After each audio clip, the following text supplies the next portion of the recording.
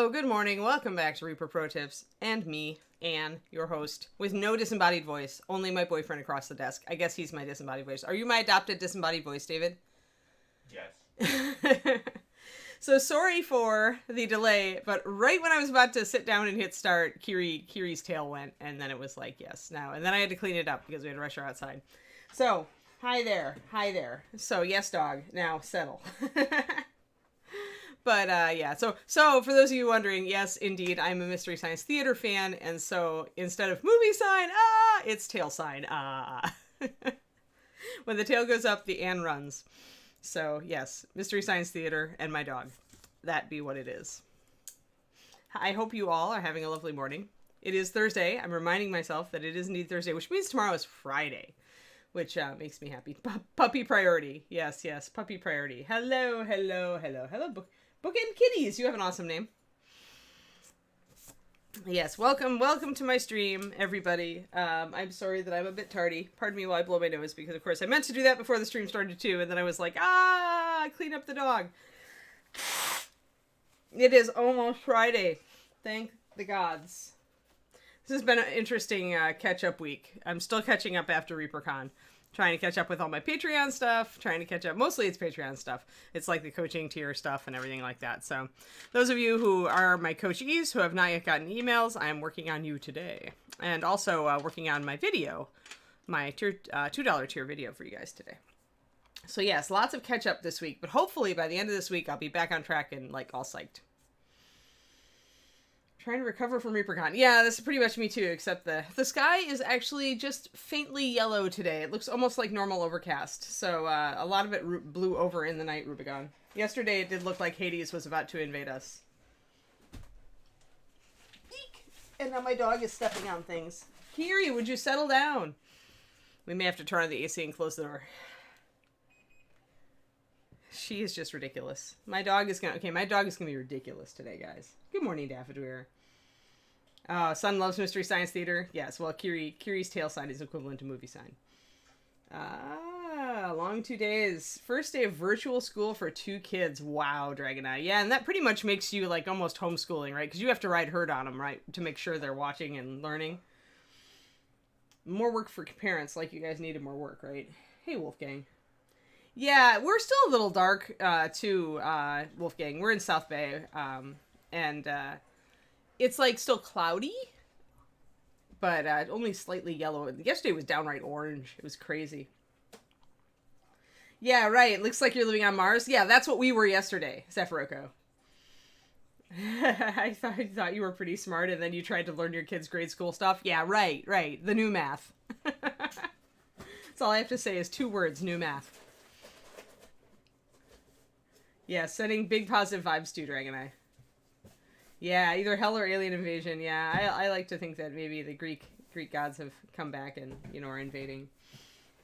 You have 6 schools involved. Wow. Bit of the sky in Tucson also. Yeah, Wolfgang. We're in Mountain View. Hopefully one of these days I'll be able to actually have in-person painting seminars again, and then you'll be right on site, you know? You could just drive over. Hey, Casmania, thanks for the sub. Wow, you're one of my 2-month subs. Like, that's so cool. It's so cool to have 2-month sub people. This is ridiculous. It's awesome. I love it. I'm kind of happy. Like, I'm sad that I'm not streaming on Reaper's channel right now, but I'm also kind of happy that I'm streaming on mine and that I get to, like, you know, have you guys over here. It is so cool. Yes, for cool. Oh, Carlisi is herding our little dragons today on the first week of school back. Yeah. Yep. Dragon herding. It's a thing. And that's kids being, like, told they have to go back to school after a very long holiday for most of them. Yeah. I don't actually. I haven't, because I came out here during COVID, Wolfgang, I haven't gotten, like, to explore hardly at all. Like, I've been to a couple of the game stores, but of course the Mountain View Game Castle closed. Decided, I guess, the rent was probably too high, especially during COVID. I'm going to go to Minicam just so we can keep going. But, yeah, I've been actually meaning to look for an art store, but I haven't gone looking around. I don't know if David has looked around. Did you look around for a good art store in this area, David, at all? Art craft store? No. I guess I haven't really been to an art store. since I've moved. Yeah, he used to live on top of one, so he was totally spoiled, Wolfgang. David was living in San Francisco proper before I came along, and he had to make a bigger place for me and Kiri. Val, that's so funny. Looked at new math for my niece. I told her to come back when she could stick calculus. It's so true. It's so true. Yeah. Yeah, the Mountain View. Yeah. Oh, the food in Mountain View is amazing. Yeah, Bookend Kitties. I'm like all over that. Like the Indian food. Like there was not a good Indian place in Denton when I lived in Texas and worked for Reaper. Like there was a okay Thai place, but not like super awesome. And here it's like, oh my gosh, the Asian food. I'm just dying. I have like 8 sushi restaurants within a walking distance of me. It's ridiculous. I love it.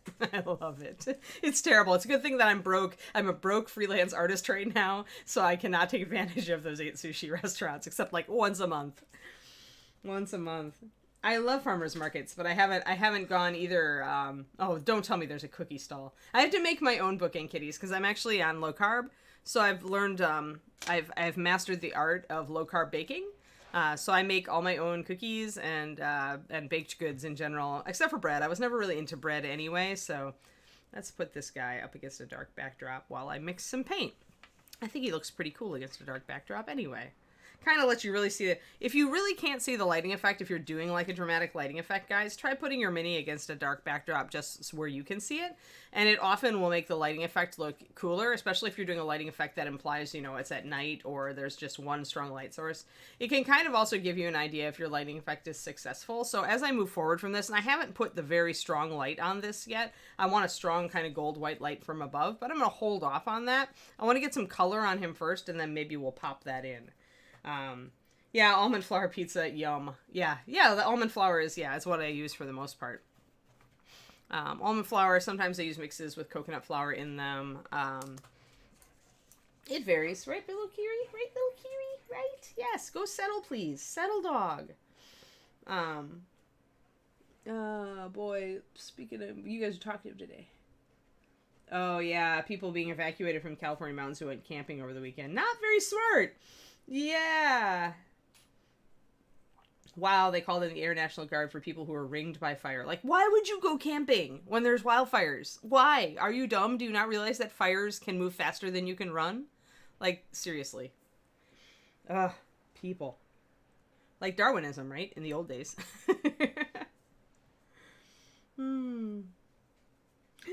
Mathophile, when I had to prove that 1 + 1 = 3 for one of my last computer classes, I just finally decided it was made up to start with. Hey, Quindy, how's it going?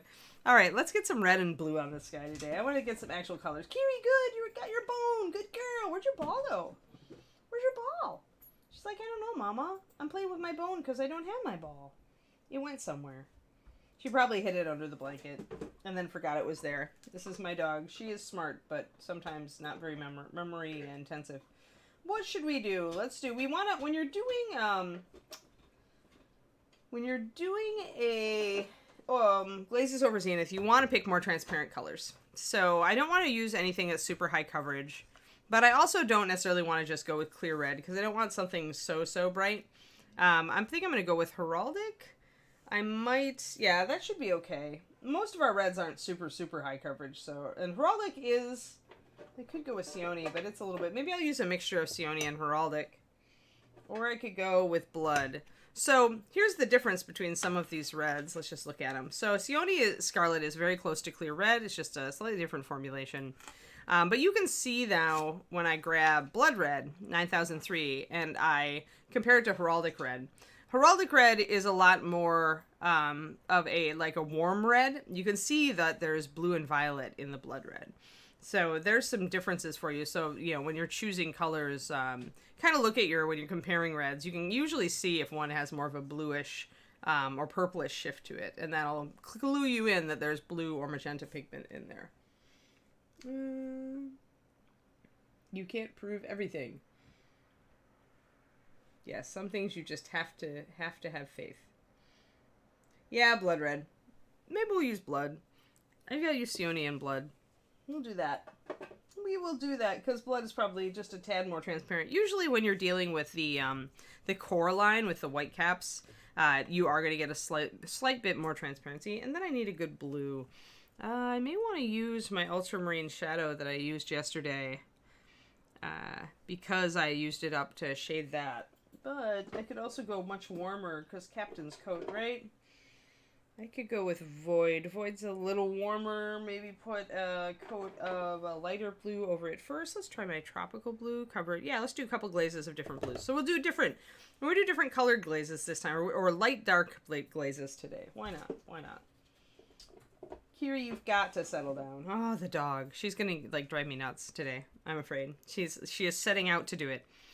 All right, so Scarlet and Blood. Let's get these down on our palette and thin them way down. If you recall, glazes are usually between 3:1 to 4:1, or sorry, 1 to 3 to 4 to 1 to 4 paint to water. So if we put 1 drop of Scarlet and 1 drop of Blood, and usually I'll start with a 3 and then I'll go up. Ah, my blood is kind of gloopy. Gloopy blood. It's the worst kind. Obviously it's clotting. All right. Well, Val, in the future, they'll be changing it up. I think we're going away from black. Like, originally we were going to go to all black, but then we discovered a molding error that was really hard to catch. So I'm not sure if Ed's going to keep the different cap colors or if he's going to decide to go everything to white. Originally we did it just to differentiate lines, right? The HD had black, the core have white. And that's still the thing. Bones have black, core have white. Any special edition colors we do tend to have black. So really, the only thing to remember is that white caps equals core, unless Ed decides to change it in the future. And the core colors are the first set that I produced. So they tend, their coverage tends to have a direct correlation with their pigment value. So like a high coverage pigment, you'll get a high coverage color, whereas a transparent pigment, you're going to get a more transparent color. So this is a glaze. And that might still be too strong, but I think I could start with that. I can see like the line of my fingernail through it. Putting it over your fingernail is a pretty good gauge. You can see how much it's going to color the surface and decide if that's too much or too little for you. This is, again, a 3:1. I could go to a 1 to 3. I always try to put the paint value first and the water value second. Now, once you start introducing other different pigments than red, because there are other pigments in this in the blood red, then you start seeing more coverage. See that? See how it's like not falling nearly as much off the side of the palette?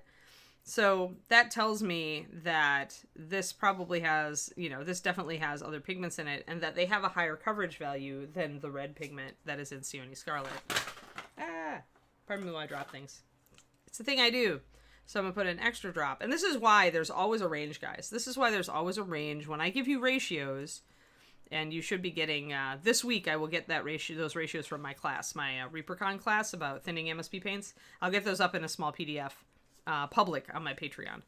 So patreon.com/paintingbig, and I'll put it up for free. That way that's for free, and you guys can still find the class online on our VODs and on our YouTube eventually when Justin has time and can crawl out of bed for free. The other thing we could do is start with a yellow, but that would make everything very orange. So remember what I told you.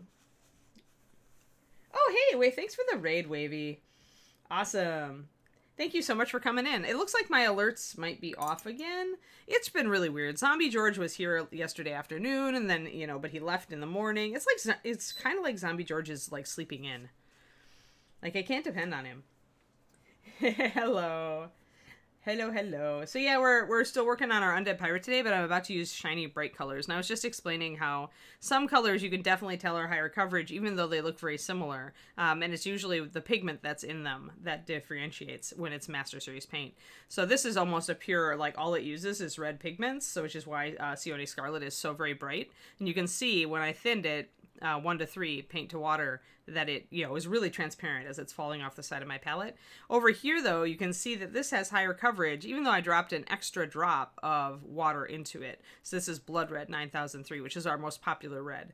So it's because Blood Red has extra pigments in it, different pigments that have different coverage, that you get that differentiation. So that's why when I give you guys ratios, it's always a little different. All right, so the color you put down first is the color that's going to influence the surface the most strongly. So I had thought about starting with a yellow, but what that would do, guys, is make this entire cushion very yellow, and then when I popped red over it, it would go to orange, not to red. So I could start with an orange, and then I would end up with a very orangey red, but I've decided I'm just going to go with the red, and then what I'll do is I'll retexture and glaze it with yellow and show you guys what happens. So putting the order that you put your glazes on is important as far as the color that you get and what's showing through. So yeah, but yes, thank you. Welcome, Raiders. In case you didn't know, I'm Anne. I work for Reaper Miniatures. Usually this show is on the Reaper Miniatures Twitch, but because of ReaperCon, all of the Reaperites have gone to bed and thrown the covers over their heads, except for internet. They work like 24/7 all the time. They are hardcore. But yeah, Ed said no streaming on Reaper this week, except for I think one show. Because they're all really tired after the con and all the energy they put into stuff coming up to the con. So, all right, let's start with Sione. It's a really, really bright red. So right away, this is going to start out looking kind of pink because glazes are very, very thin. And the point of putting a glaze so thin is that you still want that white and black base coat and textures that you did to show through. So that's why you do a zenith highlight. And what I did on this model is I did zenith priming. Hold on, I'm going to show you guys how I wick this stuff out.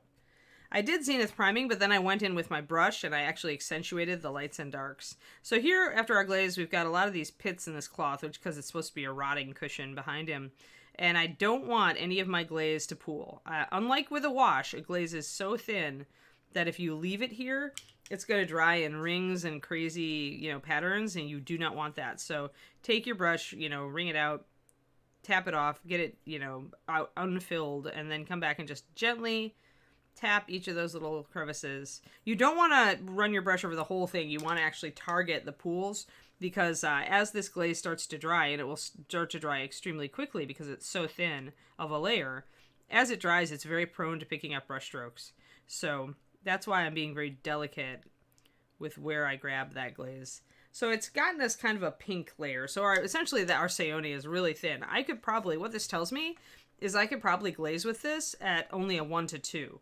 Like if I did, we've got 4 drops of water. If I dropped an extra drop of Sione Scarlet in there, I could go with that. And our most transparent colors in Master Series are like that.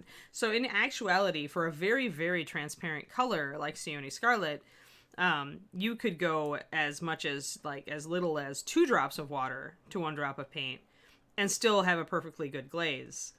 Whereas, like Blood Red, we had to go up to 4 to 1 to make it a decent glaze.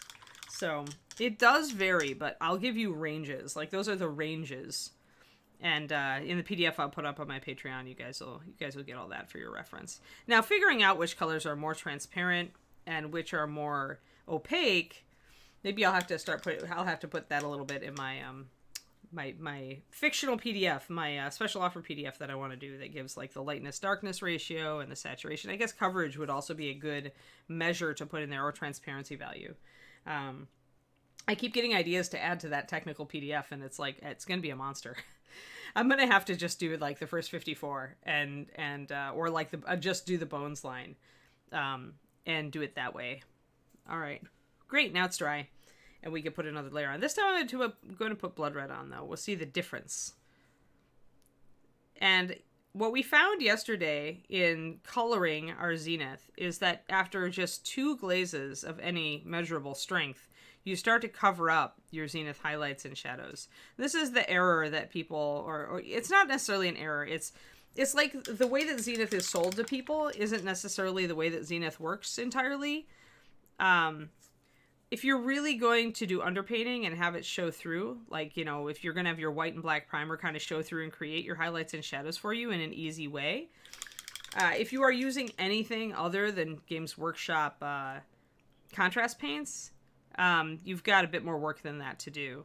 And thank you for whoever pointed out, I think it was Val or somebody who pointed out that contrast paints yesterday actually do work quite well over Zenith, and you can put multiple layers of them. And that's because those use like super fine pigments. They're made to have no coverage. They're made to do that. And that's an exception. It's an unusual thing in the industry. So those are definitely a different beast. But yeah, if you're using GW contrast, you can absolutely put several layers down without starting to cover up the texture and pattern that you put down. The only reason we're still getting a fair amount of that texture showing through here is because we're working with reds, and reds are a lot more transparent. So as you can see, I once again take my brush in and I'm going to dab off. If I see it pooling anywhere, I'm going to dab that right off of there. Now, one more coat. This is starting to get red, and you're going to see every coat that I do is going to drive this a little bit more red. Like, it's going to be a little more intense for every coat we put on. Like, it's not going to build up. It's not going to build up in the increment you would think, because you've already covered up a lot of the white. You're working over pink now, so the red is going to appear to cover more with each layer that we put on here. So there comes a point where we have to ask ourselves if we're losing our zenith or if we've still got it. And this is definitely not as vibrant a red as I wanted, so I'm going to keep working on it. But I have to ask myself at this point, are my highlights still bright enough? Are my shadows still dark enough? I think they are for one more coat.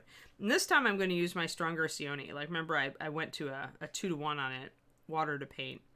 1-to-2. I keep wanting to invert my numbers. So I'm going to put this, because I know this is so transparent and so bright.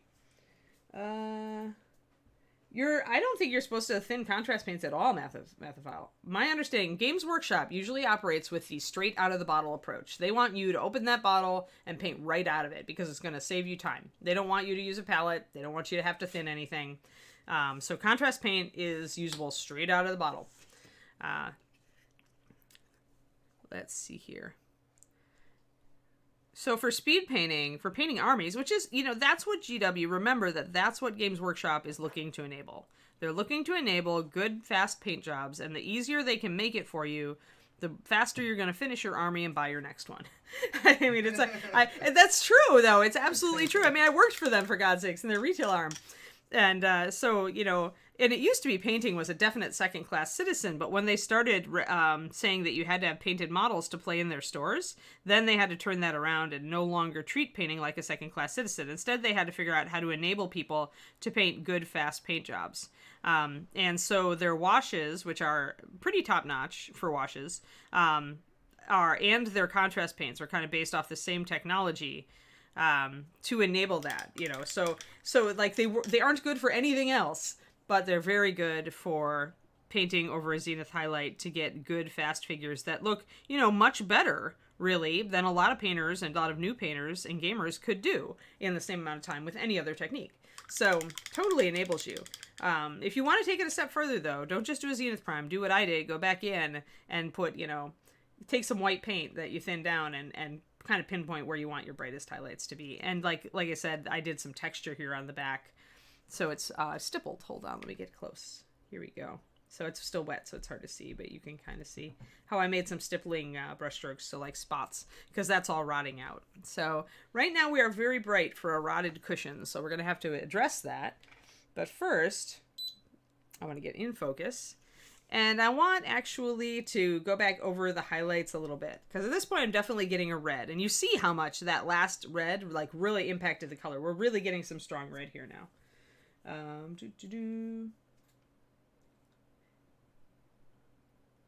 Oh, I see, Miss Dimp. They've got a thinner. Yeah. Yes, water will mess up the consistency. You want to know why? In fact, Miss Dimp, by telling me that, you have proven my theory. Or at least you've given me another nail in my arsenal to nail shut that particular coffin. So my theory, after working with contrast paints, smelling contrast paints, and generally rubbing contrast paints between my fingertips, is that what Games Workshop was able to do, because they have their own private paint company working for them, is they were able to create something that nobody in the rest of the world would ever want to create, which is a more thin vinyl. Or vinyl equivalent. I use a vinyl to refer to the highest coverage polymer out there, essentially. And normally, nobody in the world would want to do this because vinyl paint is the most fragile paint anyway. So it's like really easy to rub off and scratch off, and it doesn't have a lot of durability, right? So making a vinyl that's thinner is like counterintuitive to any paint factory anywhere else in the world. But it works wonderfully for washes, because of the way that it stays. Like when you can make a thinner vinyl base and make it stay in suspension, you get just enough coverage, you get just enough pigment dispersion, and they're using ultrafine pigments too. So it's a weird beast that they've created, but it's perfect. It's perfect for what you need it for this sort of thing. So hands off, applause, Games Workshop. You managed to do what nobody else in the industry would have done, because they wouldn't have thought it was worth anything. Like when we went to our paint company and said, hey, do you have anything that's like a vinyl base? They're like, why would you ever want that? But for miniature painting, vinyls are used all the time, or synthetic vinyls, I should say. And those are the high coverage, kind of goopy, plasticky paints that you guys are familiar with, like Vallejo Game Color. And actually, Vallejo started out as a pure vinyl. I don't know if it still is. I'd have to kind of look at it. They've switched it up a little bit over the years. But yeah, there are like, basically, there's all sorts of synthetic polymers now, but they fall on a scale of what in the old days was vinyl, latex, and acrylic. And on the vinyl end, you get huge coverage and very little transparency, but you also have a really hard time staying in solution, and you get no durability. On the acrylic side, you get huge transparency with very little coverage, but really vibrant color, and it sticks. It's really hard to damage. So a lot of paint lines are kind of in the middle, right? When you hear about latex acrylic house paint, that's that holdover. That was the kind of the sweet spot. Latex is kind of in the middle of all those things. So latex gives you a middle of the road coverage and adhesion. And if you switch toward the acrylic side, you get more durability. If you switch toward the vinyl side, you get more coverage. But you can't ever have your perfect beast right now. Scientifically, they're always trying to create a perfect beast, a paint that will both cover and have durability. And it's very difficult because of the nature of the molecular structure of the things involved. I did a lot of reading on this. But yeah, so that's why you can't have your cake and eat it too in miniature painting. So for me, I prefer transparency. So actually, weirdly, of all the things that Games Workshop has ever done, I think the contrast paints are brilliant. I don't use them because I'm used to using my own line and glazing with it. But I could easily pick up the contrast paints and get a lot of mileage out of them and probably enjoy using them. So if you're looking for fast, and if you're doing a lot of zenith like this, and you can layer colors over each other because they're so thin, you could probably get some cool effects. So, all right, now I just painted a quick glaze now around the outside edges. I did my Sione Scarlet, I did my Blood Red, I did it one more time. And now I've got a definite focused light coming down from above. In fact, I probably need to color this a little bit over here. So you can selective glaze too. If you just take a tiny bit of paint on your brush and just do it like you're layering, you can sculpt the area you want the strongest light in. So like leave that there. So yeah, paints are, yes, if you don't shake it and just use the top layer, that's good. That's a good tip, Inara. Yeah, so I mean, I worked for GW for a while, and probably, all told, probably a year and 3/4 about combined. I worked at the headquarters when I was out in Maryland, and then I worked at one of their stores when I came back to Chicagoland before I moved down and started working for Reaper. And so, there are good and bad things about every company, I think, and Games Workshop is trying to turn it around. I mean, they're still bloody expensive and still price their models according to how useful they are in the game, which is really annoying. But some of their products are very useful. I really don't like their regular paint line because, like I said, they're trying to hand you a fish instead of teaching you to fish.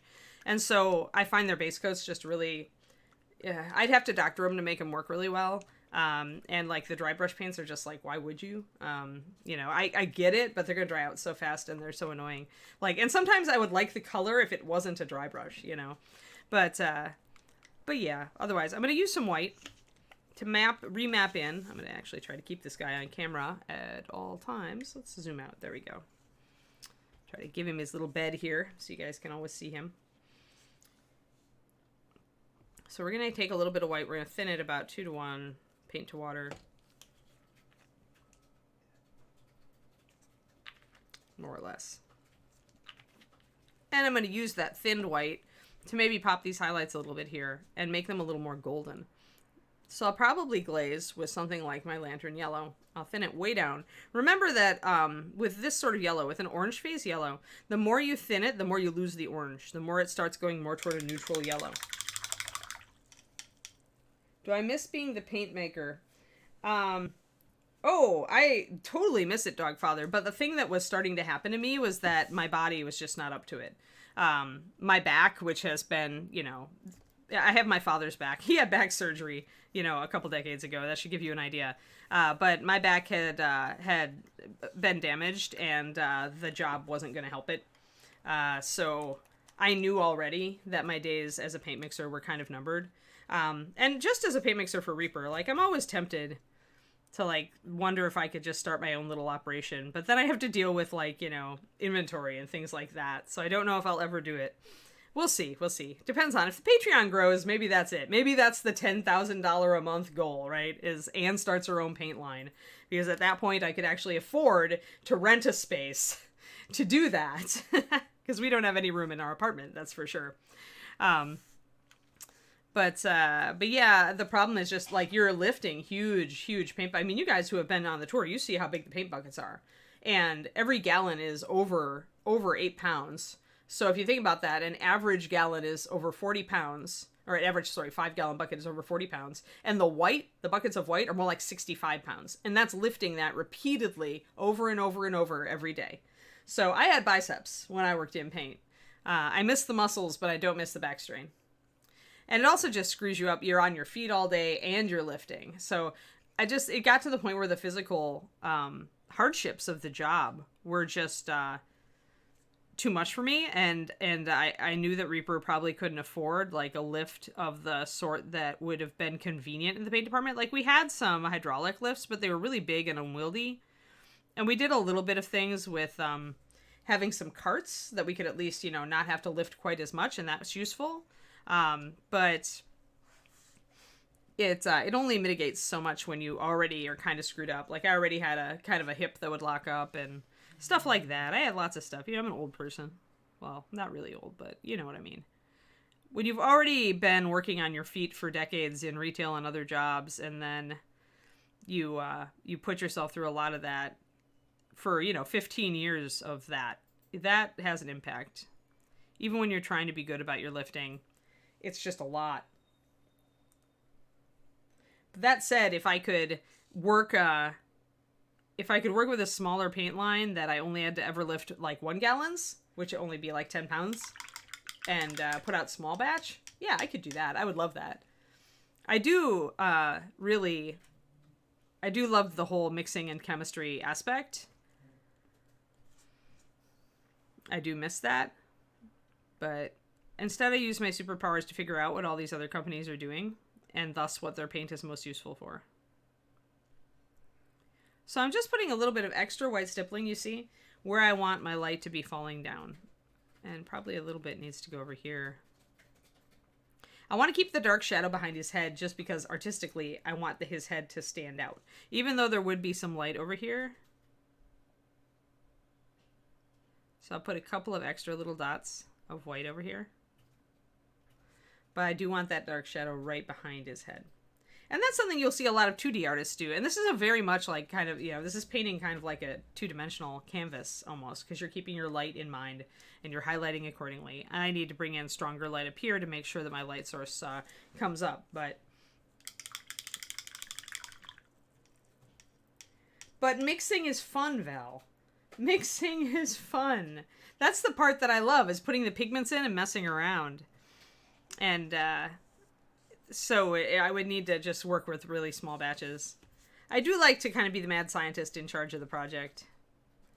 For sure. I'm going to go 3 with this yellow and see what I get. 3-1 with our lantern yellow. Lantern is more coverage than you think. Oranges and yellows have more coverage than you think in general. Like, you always look at it and you're like, wow, that never covers, especially when I put it down for a base coat. But when it comes to layering with it or glazing with it, oranges and yellows have a surprising amount of staying power. They call the supervisor. But then it's no fun, guys. If you can't get your hands dirty, it's no fun. Yeah, I did all the mixing for you already, Grim. Exactly.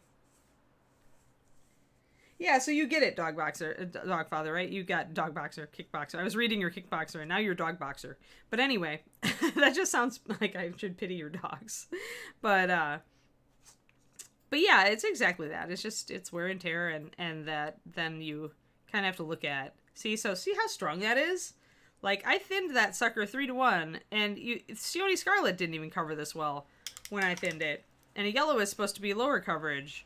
But now this yellow just like, boom. takes over. And that's the reason that you're seeing so much of it, of course, is that I redid that white stippling.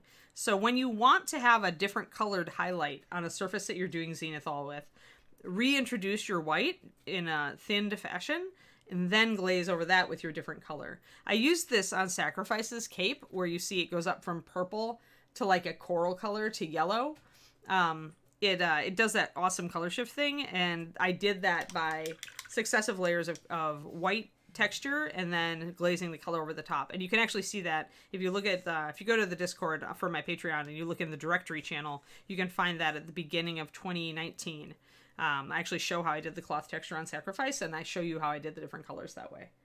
So, dog boxer. Yes, totally dog boxer now. All right, so that's pretty good, and I like the way that light, and also that's kind of faded out the red a little bit when you start putting different colors on it.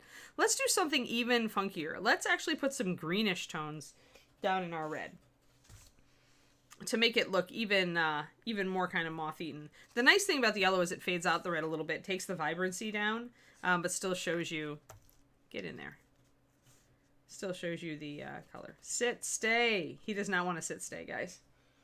All right, where's my swamp green? Swamp green is the best color for this ever.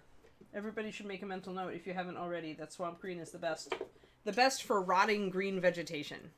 It is named appropriately. It is a dark olive, which is very vibrant and very translucent and very easy to glaze things with. It is lovely. It makes a fantastic wash.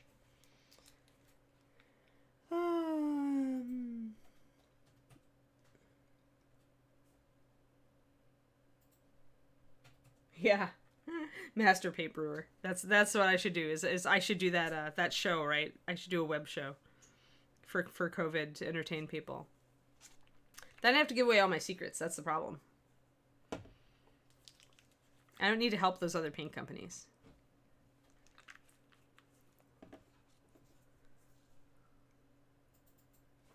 All right, so I did a 3-to-1 with this. Let's get out a bit and get palette in frame. So there's my swamp green. You can see what a beautiful color it is. It's just a gorgeous, like, dark, olivey, emeraldy. I don't know. I love it. It's perfect. It is perfect in every way, in my opinion. It's one of my favorite paints. If I was stuck on a desert island, that's a green I would want. In fact, it might be the only green I would want, because I could probably take some yellows and mix brighter greens if I wanted to. Even though it's got a lot of black in it, it also still has a lot of yellow. I would never get a really bright green out of it, but then I don't use a lot of really bright green. Alrighty, so what I think I'm going to do here is I'm going to actually go counterintuitive. I'm going to put some white stipples down here in the bottom. Let's get close again. Nope, I got a little bit too puddly there. I need to take more paint off my brush. When you see those little puddles and it's not controlled, that means you've got too much paint on your brush. So I just want a little bit, because I want this green to come through in at least a little place. Then let's glaze. The white pretty much dries right away, so I don't even have to wait. And I might need to add more pigment, because it's really subtle. But putting this green, and remember, green and red are complements, right? So when you put them over each other, and you'll get a muted effect. And which green and which red, you know, if you go more teal, or if you go more olive, or if you go more whatever, that's just going to change the type of muted effect that you get. Here, I already did a yellow glaze, if you'd recall. And so this is also a very yellow green. And so it's picking up some of that as it goes over this. And it's not making a gray tone, it's making more of a brown tone. So you usually, if you're going to mute something out, it's going to shift toward gray or it's going to shift toward brown. And it depends on the amount of yellow and red in the paints involved. So that's muting that color out really well. Right now, it's still not quite strong enough to give me like really a green note over those white pops. So I'm going to actually use another drop of swamp and make it a little bit stronger. And if I really want to suggest that there's some mold growing down there, I'll just mix in a little bit of my white with my swamp glaze and do a little stippling. Because this thin of paint isn't really layerable Well, some of it is. I guess if you're more in the 2-to-1 category or 1-to-2, then you could layer with it. It's kind of a fine line. Like, washes are definitely layering consistency. But glazes can get to the beyond that point. Yeah, exactly, Val. Yeah, and that's the reason it's brown is because there's so much yellow in both paints. Like, the red has been glazed over with yellow, so I've got a layer of yellow down, and then I'm using this, all olive greens, almost all olive greens, have a lot of yellow in them. Unless you're dealing with olive drab, and then you're definitely going toward gray. So let's grab some of my white. My white is a little bit more opaque because I'm using it for texture work, so if I mix it with my green, my swamp green, I can get a lighter olive. Let me get this mixed up. And if I want to, I can use that. Bring that in a little bit here and there. So that's more of an olivey tone. You can tell that I'm kind of bringing in just a little bit of speckles. Then I'll glaze over it again and get even more green. So this is pretty subtle, and usually, I guess, if you were looking at this model in person, you might not even notice the green tones right away. But then this is something I can also utilize on the rest of the model, right? So as I move forward with painting everything else, I can now like introduce, say, some green tones up here. I can introduce some green into here. And I can make this moldy color, mossy color, be kind of a common theme in shading. See that now? And I love that sort of complex interplay where you get some really interesting color layer effects. Some might consider it ugly, but I mean, it is a rotting cushion, so I kind of like how it looks personally. Yeah, so there we go. So I like that. I like that a lot. Part of me wants to actually do some light now. Where's my... Do I want to use my Animate Gold highlight? Traditionally, for a yellow-white light, I'd use Golden Glow. And Golden Glow is more or less a mixture of white and lantern yellow. White with mostly white with just a touch of lantern. So I might just mix my Golden Glow real quick, because I know the ratio and what it should be. This is where it's good to have all the formulas in your head, guys. You thought I just could remember the SKU numbers of all the paints. No, I actually remember a lot of the formulas too. It's pretty sad. My brain is without price. Let's see. There we go. Let's see if that came close to my Golden Glow. Needs a little more white. When you're doing a glow color, you could start with as strong of a pigment as this, and this is actually very close to Golden Glow. So I might just use this and see how it looks. But we could definitely go lighter with it as well. So my top highlight with my light color, the color of light always has to be close to white, remember, if you want a glowing effect. Near white. Your light source always needs to be white or very close to it. It needs to be the brightest thing, otherwise it doesn't work. So those are like my two yellows. So that's like Golden Glow, and then I've done like a half and half mix with white. So I want to thin these way down because they have so much white in them. I don't want them to be too strong. I still might need to add some water to that. So like that. And then I'm going to try to do some touch-ups in line with, since my light source here is so obvious, I'm going to translate that up and try to bring my strong light source down over the whole thing. Since I kind of lost it a little bit. I kept some of my stuff, but I feel like I lost a fair bit of my highlight. And this is where Tiny Light comes in. Hey, let's get out Tiny Light and play with it. You guys know Tiny Light, right? From ReaperCon? Tiny Light. So if you got like one of the boxes, you got this little present box, and in it was a Tiny Light, which is brighter than the sun. It honestly is a garishly bright LED light.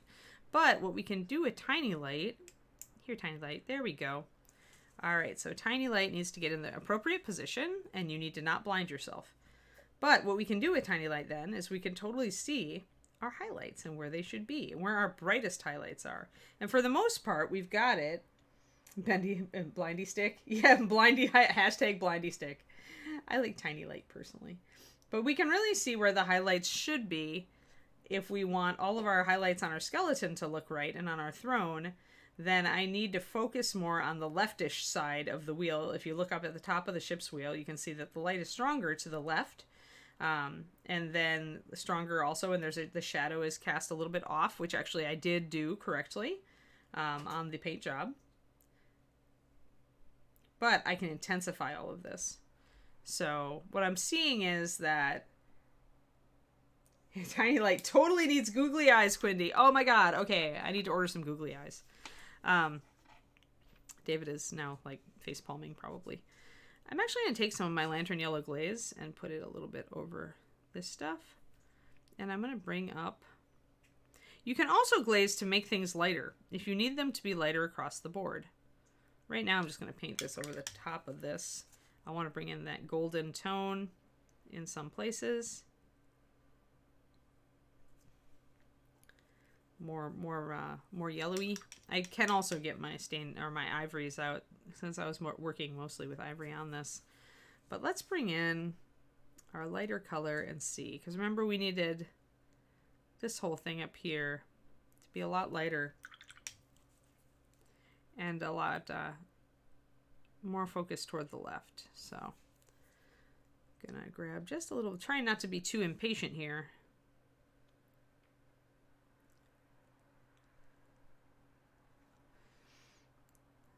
But I want to emphasize more the direction of the light.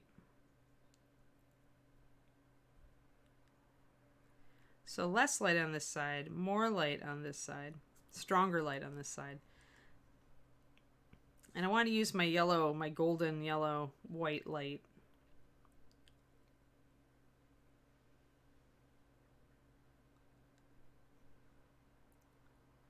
And I definitely want to focus, like up right now, the highlight here is focused actually up here, notice. So what we're going to do is we're going to shift that. We want it to be coming more from the left. So brighter, stronger light on the left side. I'm using my mixture of like golden glow and white. So I'm popping it as much as I can. And I'll bring it up to close to pure white. I want that to read better. And I can knock that down. Actually, I'm going to just reach for my swamp green glaze and knock down this side by glazing that olive green over it so that I can shift the light source to the left. And by doing this, it will shift.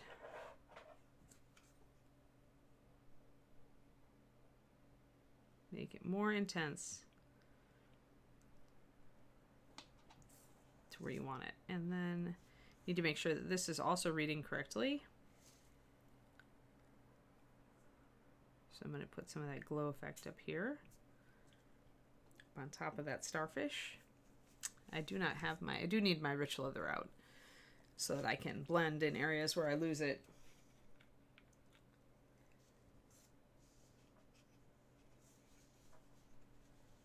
Oh, the zenithal is just giving you that dusty look, Mathophile, I think.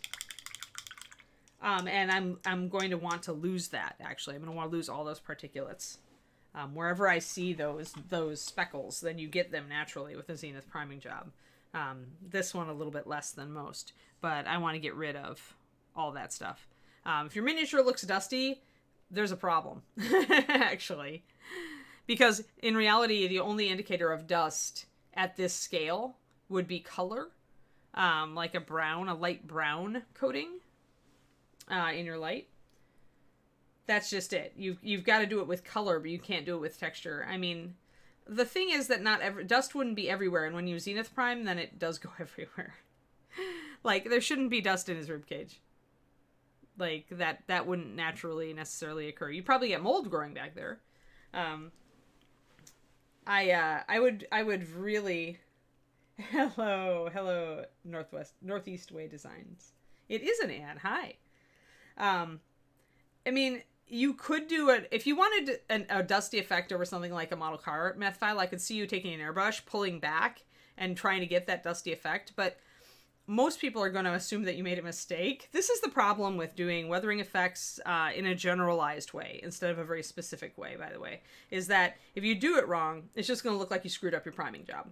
It's not going to look dusty. Like, I don't know. It's a hard thing.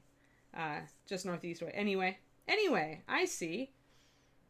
Yeah, I would use pigments. You're right, Polaris.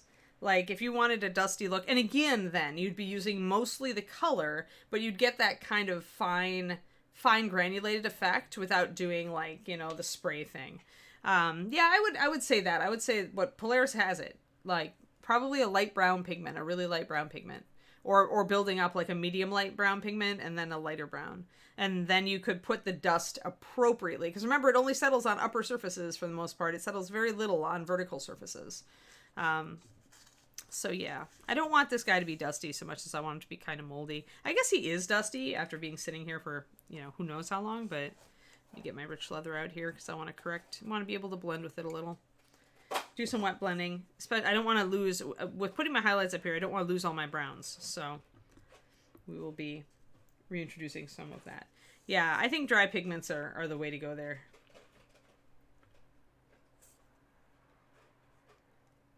Oh, Val. Yeah, I missed a couple balls on the wheel, the sides there. And that'll be another thing I can do with my my rich leather here, which is what I used for glazing in the first place. But yeah, painting and trying to like show you guys the zenith effect, and so I haven't been as conscientious about, you know, painting the whole thing as I am. It happens on stream, right? Stream happens. Sit, stay. I need to put some water in my rich leather. There. Cobweb could be very hard. No, actually, Wolfgang, I want him to be, when he was sculpted, when Jason sculpted him, he wanted him to be like One-Eyed Willie from the Goonies movie in the 80s. So he wanted him to be like on a pirate ship that itself had broken, but that was still floating. So he is not meant to be underwater. Otherwise, I would not be able to do this red. I was telling, I think Margaret this yesterday, if you want to do an underwater Pirate King, you have to, like, red gets filtered out of the spectrum so fast underwater that you're going to lose any red that you have really fast. Blue holds on the longest, and you lose the various other spectrum colors as you go deeper. It just gets filtered out by the water. So depending on how deep your guy is, you might only be able to use, like, blues and teals to do his colors and highlights. So you have to kind of remember that. Everything blues out as you get lower in the water, deeper in the water. So do keep that in mind. But I wanted definitely to have this kind of rotting red cushion behind him because he's the Pirate King. So I wanted reds and blues, and I wanted a whole bunch of different colors on here. So if I wanted to do this underwater, I'd have to mute out everything. Yes, so that's it. So this is One-Eyed Willie, actually, Wolfgang. Jason was also a huge Goonies fan, and he sculpted this guy kind of to pay homage to that. So I am painting him that way. Let's see. Okay, so now I've got my brown. I can actually do some blending here. Kind of get the edge. Just trying to force my highlights here. Oh, Kiri. Whenever the dog gets up, I'm like, oh no, is it time? All right, stronger light, stronger light. Stronger light. Probably need to pay more attention to this upper spoke here. Stronger light. And this whole thing needs to be. The tops of the things aren't correct at this point. I'm just mostly looking for the 2D effect on the front and making it read correctly. So I'm painting it like it's a 2D painting, in other words. That's actually what I'm doing. I'm trying to paint it as if it's like on a canvas. Since to do all of it, tops and backs and everything, would take so long.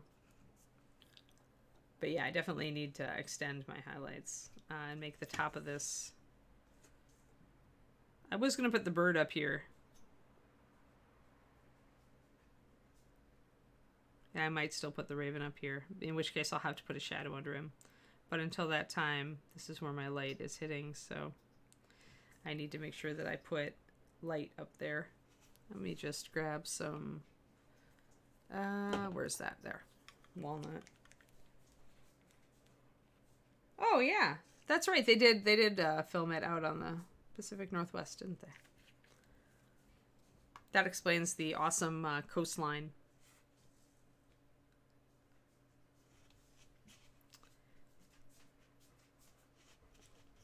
Let's see here. So I'm just going to block this in just to remind myself that it's there. And there might have to be a bird perched on it. Hi, Kiri. Kiri wants to say hello to everybody. Hey, dog cam. I don't have a dog cam. I don't know if I can move my face cam quickly. There's a Kiri. Kiri's coming to say hi, guys. Hey, good girl. Yeah, there's my good girl getting pettins. All right. There, you finally got Kiri Cam, guys. She actually came up to say hello. Kiri face, yes, that's my Kiri face. Hey, Iggy, how's it going? Yeah, I can just glaze the shadow after I put the bird on top. Exactly, not the file. I just wanted to block that in because I keep forgetting that this little notch is there. And I keep forgetting that I have a bird that goes into it. So that's a visual reminder for me. Yes, Kiri's cute. I need to upload the Kiri sad. I need a Kiri happy emoji. I've got a really good sad emoji, sad Kiri emoji. That's chibi, but the happy one makes her look like a chihuahua, so I'm not going to use that one. Kiri is not a chihuahua. She's like, we shepherds do not like being seen as chihuahuas. Unfortunately, when you chibi something, you chubby out its cheeks, and then it tends to look not like a shepherd. So I'll have to just do a cartoon shepherd, or have somebody do a cartoon shepherd for me. I don't know how far Trashorama's skills extend, whether I could get him. Maybe if I did the sketch, Trash could turn it into a emoji for us, because I think I can do the sketch. I actually draw a lot of dogs. When I was a kid, I mostly drew dogs and dragons and unicorns. That's what I drew. So I still have some dog drawing ability. So there, see how we're intensifying now the light that's coming down at this angle. And as we move down and I start tackling this, it's going to be more so.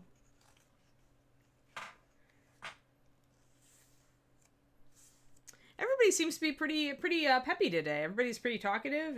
We're doing well, Iggy. And anybody who's watching me on Reaper, I know I normally am over there, but I'm kind of broadcasting from my own Twitch today. If you guys want to come over to twitch.tv/paintingbig, you can help me get my numbers up, because I'm trying to get my viewership numbers up also. And we actually have over 60 people right now, which makes me so happy. All right, this shadow. The problem here, and you'll see this, guys, right, is you see that there's an actual shadow being cast by this little thing, and it may be different from my painted shadow. And so David talked about this a little bit in his bus class at ReaperCon, which, is not saved for posterity, but that sometimes, your model may cast a shadow that isn't a shadow you want to encourage or portray in your actual paint job. But you shouldn't worry too much about that, because in an average con lighting, your model's probably going to be tilting back. You're going to be able to see the painted shadows and highlights. So don't worry too much about the fact that the light might actually be coming from the top and there's a heavy shadow here. If you don't want a shadow there, paint it the way you want it to look, and chances are it's going to telegraph just fine. But this is one reason why it's important to have a lot of contrast, because you want the shadows that you paint to be stronger. Yes, what David said. You want the shadows that you paint to be stronger than the shadows in the actual competition room. And since competition room lighting is invariably crappy, this should be easy. Was that my outside voice? Seriously, convention lighting is so horrible for assessing miniatures. Many of us bring, small lights or, at least glasses. I always have to bring my glasses. Now, of course, I'm, have to do that anyway, because my eyes have gotten bad enough that for close-in vision that I have to hold it at arm's length to see anything. But we always wanted a decent lighting. Some competitions, they would put the mini in the photo booth for the judges to look at. I saw it at least one year at Golden Demon, and at Crystal Brush it was common as well, although Jen takes such good pictures, or took such good pictures for Crystal Brush that usually... So what I want is a diagonal light. So see, I'm putting that shadow there. And just like David said, I'm over-accentuating it, so that even when there is a natural shadow from above that conflicts with this, my paint job should still carry the effect, because I'm putting a lot of contrast in here. And I want to get the edge of this. I want to get this. This is going to catch the light. This is where you kind of have to put on your brain and say, okay. And what helps is, and David kind of showed this also,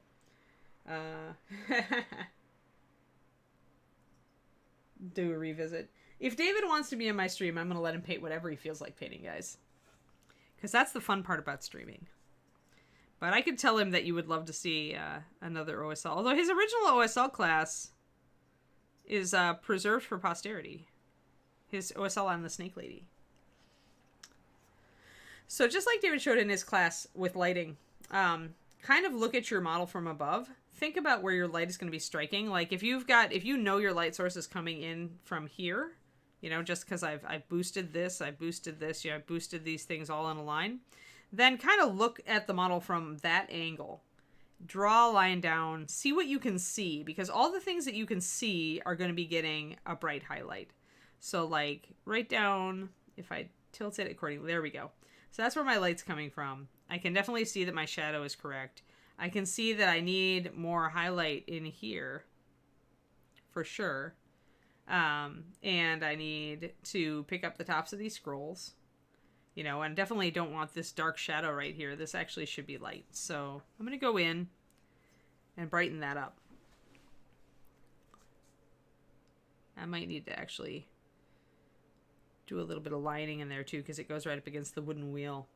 See that? So trying to, and essentially what we're doing is forcing contrast to line up with how we want things to do things. Wow, Rubigon with the subs. Yeah, my alerts are definitely misfunctioning today. Directed ray, Mathophile. Directed ray, just like light is. But I mean, if you draw a line, I don't think of it as a plane. I think of it as a line. Light is going to go in a straight line. So if I can see something, then I need to highlight it. But thank you for all those gift subs, Rubigon. That is super fantastic. You are the best. Rubigon alone making my... Well, all of you are making my my Twitch channel a success for me, and I really thank you a lot. I should get my first check from Twitch the 15th of this month, and then we can look at what treats we're going to buy for Kiri. She probably needs another bag of squeaky balls. Because, you know, she loses or kills them regularly. It's like when you move and you like pull your couch out and you look under your furniture finally as you move it, and there's like 25 squeaky balls and dog toys stuck under there. It's like that. Or cat toys. Cat toys are even more insidious because they're smaller. There. A little bit. I gotta put it myself there again. And this whole side sticks out more, notice, than this does. See, this is more vertical. This gets more light. So down here, we want to grab our light and start actually bring it up. Bring this stuff up so that it has more light. And put more shadow on the other side to enforce that light. It's two-pronged, guys.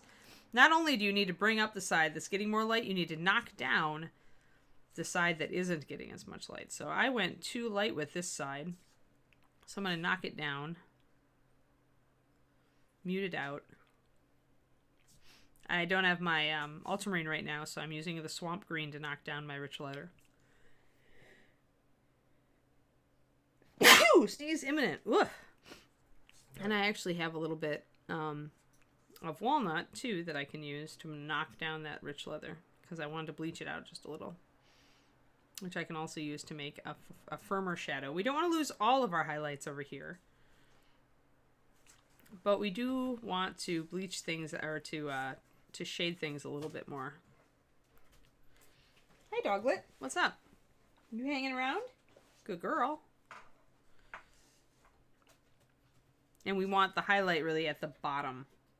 And I'll probably put more green in this after this initial layer has dried. We still want a couple of highlights on some of the details here. So like this line, this deep line in the wood probably gets a just tiny bit of highlight. But we don't want it to be as light as it is over here. So we need to watch that. So as it dries, I'll do another glaze. Ooh, we got up to 70. Oh, that's fantastic, Rubigon. Thank you for celebrating that for me. Yeah, because I don't often, like, I glance up at our number of viewers, but it's, how long have I been building the channel? Wolfgang, it's, we started at the end of July, because that's when Justin told me that he wouldn't be able to make my stream, and I'm like, well, should I just stream on my own channel? And he's like, sure. And so I finally got my Twitch channel up and running, at the very end of July, the last week. And then I thought, well, since I've done it, since I've set up the channel finally, I may as well keep streaming. So yeah, so Tuesdays and Wednesdays at 4:30 p.m. Central to 6 p.m. Central. And then I'm thinking about adding in Thursdays and actually streaming painting D&D player characters, specifically on the D&D category. I thought that would be fun. We might meet some new people and get some new folks watching. And I've got some awesome player characters, you know, from the Pathfinder line and from Dark Sword. That would be really fantastic subjects to paint on the Twitch. So I'm thinking that might be it. I want to catch up on my Patreon first, though. Like, after ReaperCon, I really need to catch up on the Patreon. Then we can add in a Thursday D&D stream. I don't do tabletop. Like, my favorite way to do tabletop is exactly how I've been kind of doing this, except not being so slow and explaining everything, Wolfgang. These days, if I want to do a tabletop model or I want to do a fast model, I'm going to be using Zenith, and I'm going to do the underpainting and do glazes.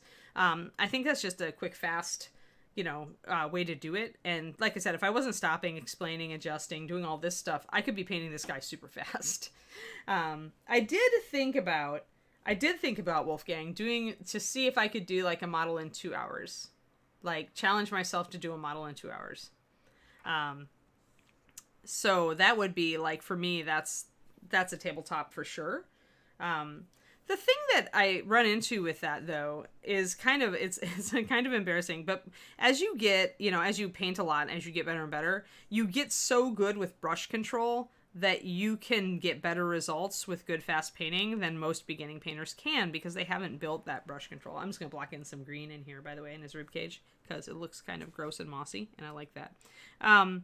So even if I did something in 2 hours, I feel like it's not something that it would help a lot, because a lot of people wouldn't be able to duplicate it because they wouldn't have the brush control I've got, you know?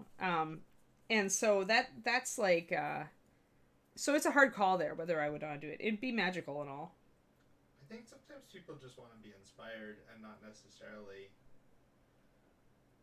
Yeah, that's true. Like, it might be inspirational to people to see how fast I can put together something quality.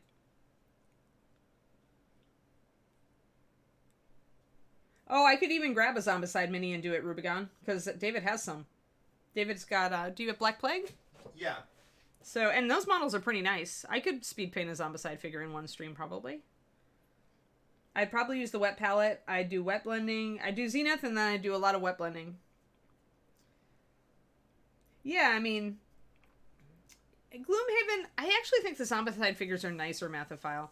Like, I painted my Gloomhaven character, but a lot of the sculpts just aren't really great in the casting. Like, I wish that Gloomhaven would put some of their money they're making out those huge Kickstarters into doing better figures. Flat out. Sorry, Gloomhaven, if you're ever watching this stream. That's what I think, though. Seriously. The models are just... most of the models are... The models that are good sculpts just don't cast very well because of the plastic, and so... You have the Deeper Darkness. I've heard a lot about that lately. So, yeah. But, yeah, Zombicide actually... Simon tends to do very nice, high-quality miniatures. Like, I've got... we used to have the Viking one. Blood Rage. Those models were very nice. I've heard that the Song of Ice and Fire models are very, very nice, you know. So I feel that Simon, whatever else they may be, definitely puts out a good quality miniatures for their games. They definitely put their money into getting good sculpts. They often take shortcuts on the casting. Yeah, yeah. Well, yeah, I can see that. Because they want to keep it affordable. Right.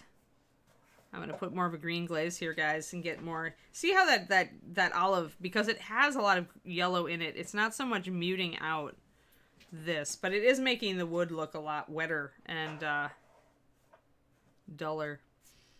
So that's good. So let's see. So I still feel like that's a bit intense.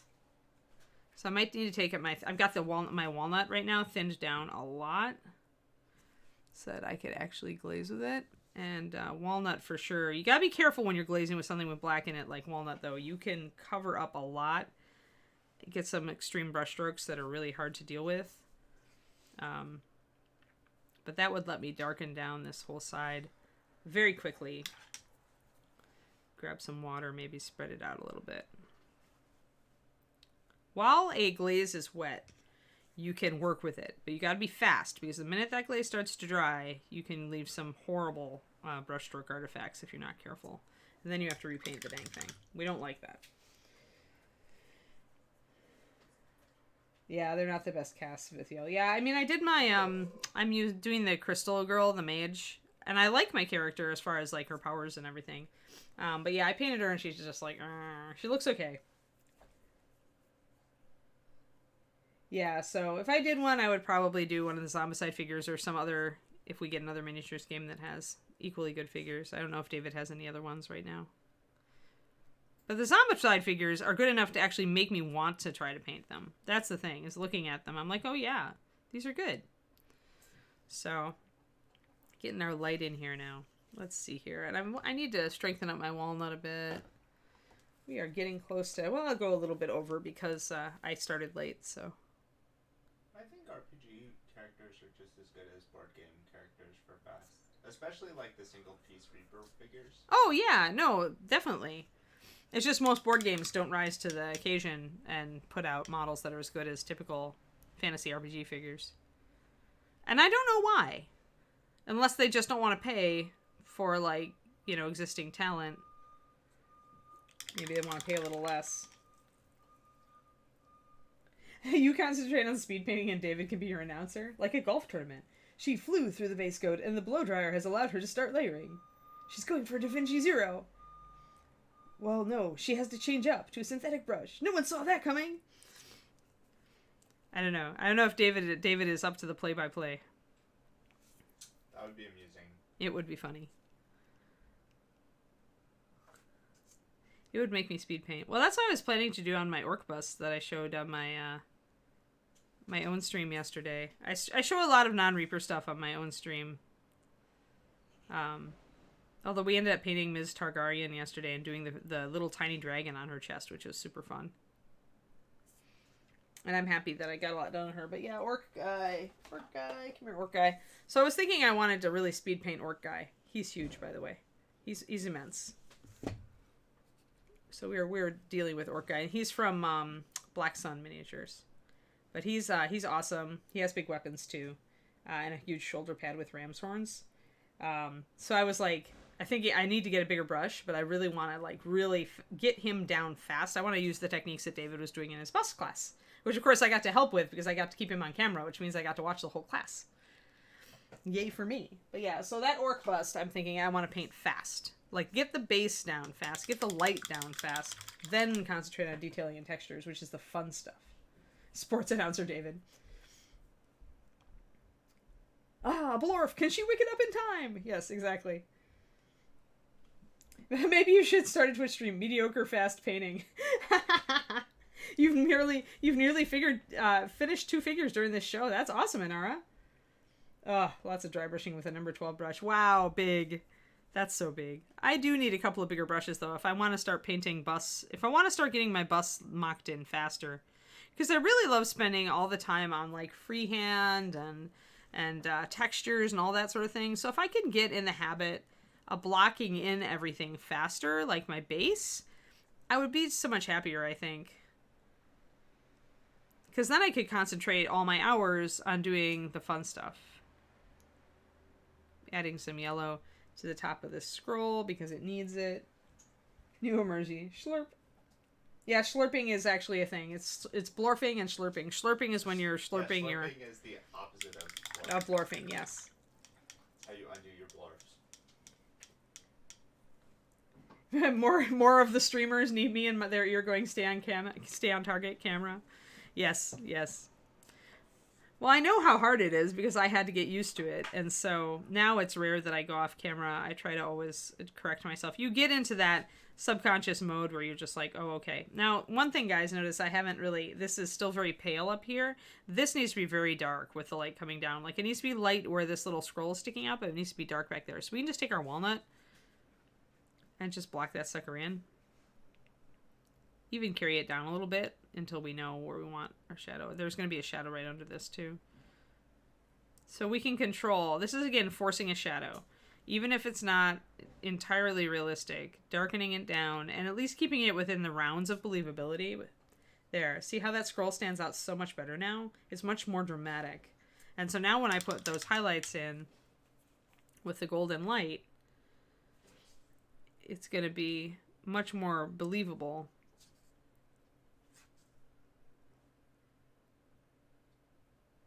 It's going to read much better.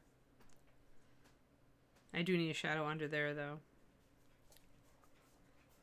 So we're getting that. I need a shadow under where this scroll comes out. I kind of blocked one in earlier, and then I didn't keep it. This is starting to look really good though, guys. So you can see the light now. See, you can see the light coming down from here now. And now I've got to pop the top of this really bright, I think, and hit this these little striations in the wood. I need to bring up very bright, like I brought it up almost to white up here. But that's where you get your lighting effects, is driving your highlights up to almost white, at least in comparison to all the other surfaces on the model. So you don't need to go like up to white. If the rest of your model is quite dark, then you could go up even to a light blue or green or yellow or red or whatever your light source color is, and it will still show as light because it's still the lightest color on the piece. Oh, fixing and fussing, yeah. Yes, exactly. In the early streams that Justin had to put down a piece of rough tape, and that was where I nailed my hand. Now, actually, with the IPVO, with the dock cam, it's so much easier.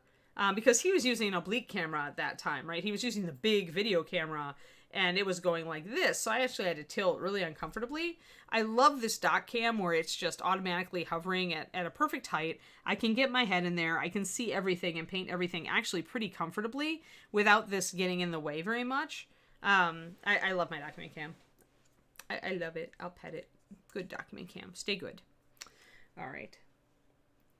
But yeah, all the adjustments, the fast adjusting that I do, Dogfather, is, again, it's a function of having painted for a very long time.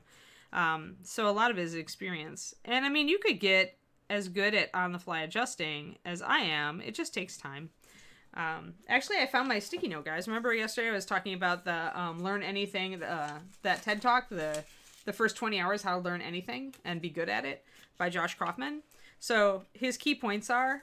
And this is for you, Mathophile, because you asked about this, is first deconstruct the skill. And then the second one is exactly what we're now talking about. Learn enough to self-correct, right? So when you're looking at the futzing I do, that's the key, right? Is so first, you deconstruct the skill into things like brush loading, brush unloading, paint consistency, brush stroke for each technique. What type of brush do you use for each technique? Break it down and analyze it. And my videos should help you do this, because I'm thinking a lot about this stuff lately. So I'll be starting to kind of teach in this way because I like the idea. I was already going that direction. Now I'm going to go even further that direction. And then the second one is learn enough to self-correct. So that's more of a conceptual thing, right? The first thing, the breaking down the techniques, that's purely mechanical. You know, you are thinking about stuff, you are absorbing stuff, but it was when you get to the self-correcting that you have to analyze what you've done. Learn to look at what you've done, compare it to the way you want it to be, and figure out how to correct, right? And the third one, by the way, is remove barriers to practice. So that's working on you and like what resistance there may be keeping you from working on your mini painting. Whether it's, you know, always like believing that you just don't have enough time, or, you know, maybe it's your elderly dog who interrupts you all the time, or your kids, or your whatever. It's making time for your practice is the third step. And then just doing the work, doing the 20 hours. And doing it in a way where you're employing all of those first two things, where you're focused learning. Not just painting a figure super fast just to get it on the table, but focused learning. You could paint a figure super fast to get it on the table, but you need to be doing that then in a very focused way where you're trying to figure out how to do it, employing the techniques correctly. Rather than just, you know what I mean. Don't just crap out a model. Think about it. New shout emoji of that loop for when Anne goes out of camera.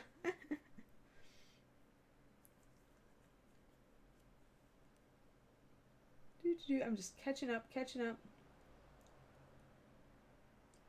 I don't know. I mean, 4K doc cams. This is a really good doc cam. I like this one. I don't know if it's 4K. I think it can go very high on resolution, though, Liquid Nebula.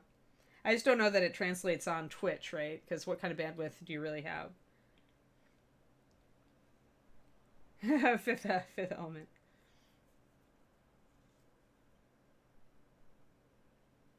Yes. Okay. Just catching up on chat. All right. So popping the shadow in underneath this scroll, forcing it in with walnut so that we can get the drama we want. I normally do not like drama, but I like drama in mini painting. Only with the paint, not with the people, please. We do not need more drama in our lives of the human variety.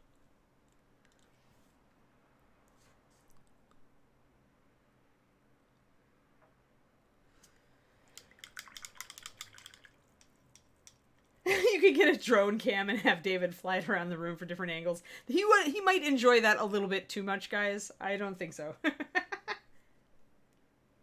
Yeah, Twitch is 1080. Yeah. Yeah, there's got to be. I mean, there's a limit with Twitch, right? So. Won't translate it 4K on Twitch, but it will give you a little more detail and sharpness. Yeah. Yeah. Tell that to the aliens that will invade in November. Yeah. This year. I mean, I've been trying hard not to judge 2020 because, it's not like 2020 could really control all this stuff that happens. Although I'm kind of thinking about the whole hindsight is 2020 thing. So, like, once we're past 2020, are we going to learn a lot about ourselves and, like, things that we screwed up and maybe did right somewhere, somehow, or could have done better as we look back on 2020? I'm betting that it is going to actually be that kind of year, in which case it's very suitable that 2020 was this kind of year.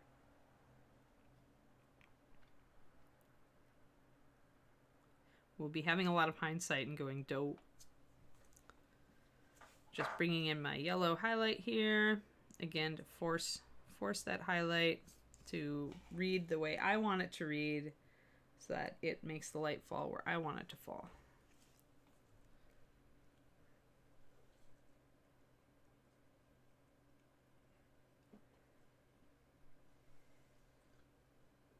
Yeah, Twisted Oma, right? I love to look at my doc cam to see, like, details that I'm having trouble seeing in person. 2020, the year that should only be in hindsight. Looking forward to looking back at 2020. Yes. I don't know. I mean, David and I had to admit that for us, 2020 has been nice because, David got his girlfriend to move in with him. So, and I got to move to California. So, I mean, for us, there have definitely been positives in 2020 if we really are honest with ourselves. And there's still a little bit of the year left. So, we could... I know Santa Clara County just, like, dropped low enough on its coronavirus numbers for them to open up more stuff near us. So that's actually a good thing, too. So maybe at the end, 2020 is going to rally a little bit.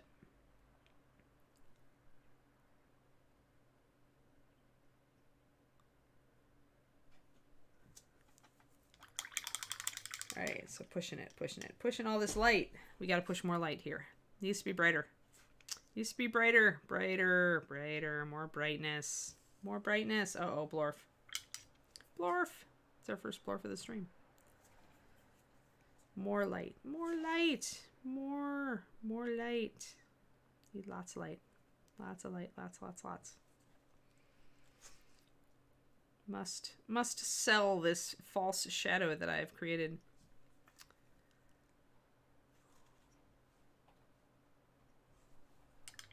There we go. That's much brighter. And then I want to really pop those little creases. Florf. You've been trying to convince your employer that they don't need you to come into the office for ages. Now they know. Yes. Well, now I'm, working. I'm just an artist now, so I am work from home which is nice. I will say I'm very happy that it's working out so far because with Kiri being so old and having an unpredictable butt. Yes, hi little doglet. Such a tiny little dog. It's been much easier to handle Kiri. I would never want to throw her into a daycare or something. And I would not be able to be home all the time to let her out, so. There, I'm going to just highlight a couple of these little cracks over there, just so we don't lose everything, but I definitely want it lighter over here.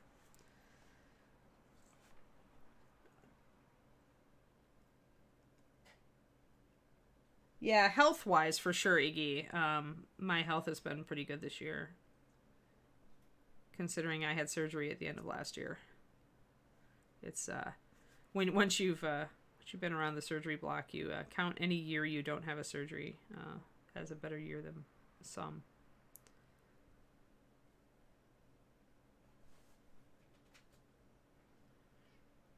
So yes, once you've had a health problem, you're like, was I pretty healthy this year? Great year, yay!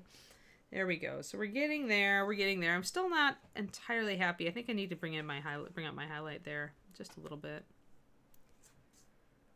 got too much of a shadow on this overhang. I can see more of it than that. Let me see. Yeah, just a little bit more. Kind of tilt it so I can look at it edge on, assess whether I need to raise anything. Definitely want to blend it in when I bring it in, so I might lay down a little bit of brown first and then bring in my yellow. Kind of wet blend with glazes on the spot.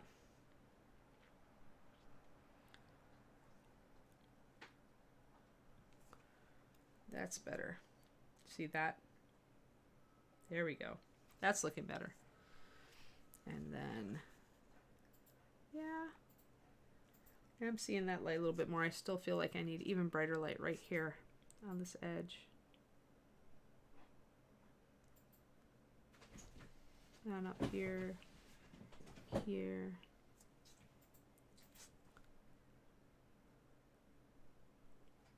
There. Like there.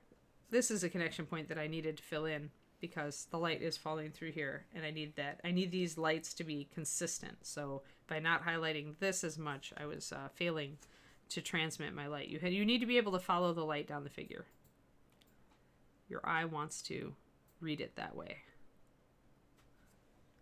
So you need to bring up your little areas that would be getting that light. Now it's starting to look right. Rex, I have her... Hold on, let me grab her. Rhaenys got a lot of progress on her yesterday, but we didn't finish her. Most Darksword models, because Jim wants them done to a very high level, most Darksword models are going to take me 10 to 12 hours for sure. Some of them take 15. Yeah, there's Rhaenys. With her tiny dragon, which we started on, I need to still put a little bit more highlights. Let me get her even closer. When you know how tiny this is, it gets more impressive, so we'll get close. So, tiny mini, tiny little dragon. We actually did that yesterday. It's commutes really shortly. Bedroom, grab breakfast in the kitchen, take Kiri for a walk. Actually, Kiri gets to walk first. I take Kiri out first thing in the morning before I even touch breakfast. Yes. So that's what we did yesterday. I was working on the reds here and getting them highlighted up. They still need more work. Then working on the dragon. It's Rhaenys Targaryen, so she's the sister of Aegon the First, Aegon the Conqueror, who started the whole Targaryen dynasty in Westeros. She is part of a set of 3. I don't know if Jim will sell them together or separately. He might do both. But she's Aegon's younger sister, and then we've got Aegon, and we've got his other sister, the more martial sister, Visenya. I'm going to be painting all 3. So this is kind of, I liked Rhaenys' figure a lot, and so she's my starting figure as far as figuring out and mapping in kind of what I'm going to use for my reds, how I'm going to do my blacks, things like that. Yeah, she is coming along really well, Cooves. But yeah, usually my Darksword figures, if I'm going to do a top tier, like a good display level model for a company, it's going to take me 10 to 12 hours, 15 at most, to do that model. So these models are simpler, so they're probably going to take me, but with the NMM and the really fine detail, they'll probably end up taking me about 12. I'm going to guess about 12. So we'll see. But and then I'm gonna have to do, like, I want to make her boots like shiny leather, and I've got a lot more to do on her. I want to bring up her face just a little bit more. The hair needs to be done. It's just base coated. So yeah, there's still a lot more to do on Ms. Rhaenys. So we'll probably continue to work on her. I think I want to do the hair next, get the hair to where it looks really good. Then I can work on her on stream, and there'll be enough like good painting on her where I feel like people won't be bored. And then I gotta figure out some simple freehand for the bottom of this cape, of the black in back. So we gotta figure that out too. And maybe a little bit of tiny freehand for the interior. I haven't decided yet. The design is actually embossed on the tunic already, Twisted Oma, because it's a Tom Meyer sculpt, and that man is insane. We talked about how insane he was yesterday on my own stream. So yeah, it's very difficult to paint. It's so tiny. Like, I was happy that I had my document cam because I could actually zoom in on those tiny little dragons, and the fact that he has like the upper and lower jaw on the 2 side dragons. So yeah, it's crazy talk. It's Tom Meyer. It's crazy talk. But yeah, so that's what I was working on the other day. I guess we're about quarter after. I guess we could end it here. I've got the top reading. Let's get a darker piece. Let's back out. Back. Get some light on this model. Got some dark in this model. So now if we look at it, I think it's a lot more evident where the light's coming from. You know, we're looking at it like this, and the light's like gonna spread out as it goes. It's a very strong light. It's a very strong beam coming up through the deck of the ship above that's broken. And then the light you can totally see with the zenith, at least right now, you can see how it's falling on the figure. And I'll be modifying this and focusing this as I block in Mr. Skeleton himself. I did want to get to his blue coat today, but we didn't quite get there. I may work on this figure all week. I don't know. I'm having fun with it, and I think there's some good discussion happening around it. So, yeah, we may do his bones and his blue coat tomorrow. See if we can get that kind of mocked in. He's coming along really well. I want to send a picture of him to Jason. Should probably put a picture of him on my Instagram because I think he's coming along pretty well. But yeah, thanks guys. Thanks for coming along. I think we topped out at 70 viewers today at least, and that's awesome. That's like my goal. My goal is like 70, 75 to make at least that. So thank you all for coming out today. I really appreciate it. I'm very happy with my stream metrics lately. We are growing. Yeah. Oh, don't forget to raid. You're right. Let's see who of our friends are on right now. Let's look at our friends. Where are our friends? Where are our friends? Jimmy is on. Maharoon is painting. I do like Maharoon's little thing is like the sky outside is just a pumpkin spice advertisement. That's terrible. Looking. Sky Daddy's on. What's she doing? Oh, she's doing video games, actually, so not so much. Oh, and she's loud. Hold on. I have to mute my stuff here on these guys. Anybody have any suggestions on who to raid, like, right now? I thought I'd followed everybody. Michael Mortar's on, huh? Oh, I haven't raided Michael. Well, you guys want to... Oh, with raiding Sky, got you in trouble with the wife. But Sky is so nice, Grim. She's just nice. Oh, come on. She doesn't show anything bad. Okay, we're gonna go over to Michael Mortar, and let's rate him. He needs like some happiness in his life today, I'm sure, like everybody does, and you guys are such a great audience. We'll go over to Michael. All right, Michael Mortar, queuing up. Go and say hi to Michael. Come back and see me tomorrow morning. I'm not going to do an afternoon stream today because I really want to catch up more on my Patreon stuff, okay? So after I'm caught up on Patreon, we'll do a D&D stream on Thursdays. But right now, let's go over and hit Michael, okay? 1, 3, 2, 1, get him!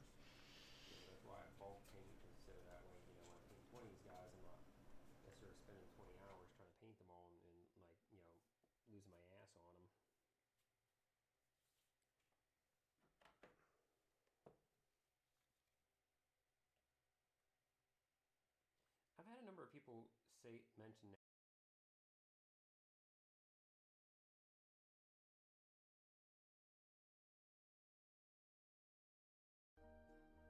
Welcome everybody. As you can see, I'm painting little baby mouselins today.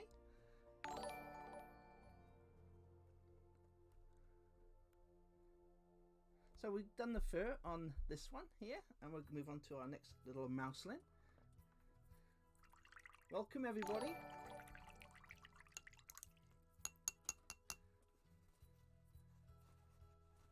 Welcome to the painting of Goblins of Mordor from Scotland.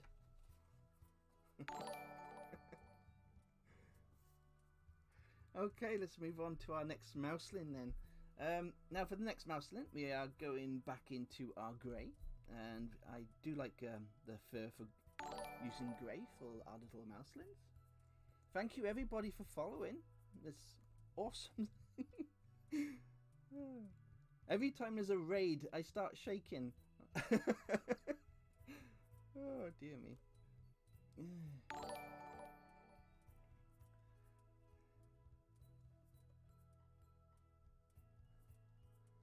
So all we're doing is we're getting all the grey on for our fur, and then we can move on and start doing some more highlights.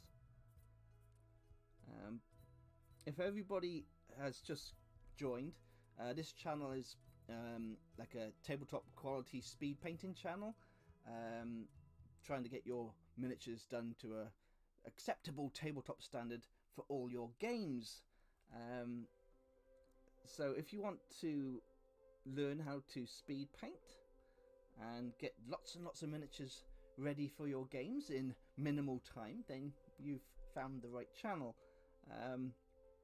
You won't see huge tutorials on mega pro painting, but you will learn the basics of miniature painting, and my channels are to really help beginners get into tabletop gaming and your miniature painting hobby. And if I can achieve that, then that makes me very happy. And probably all my goblins in chat will tell you the same thing.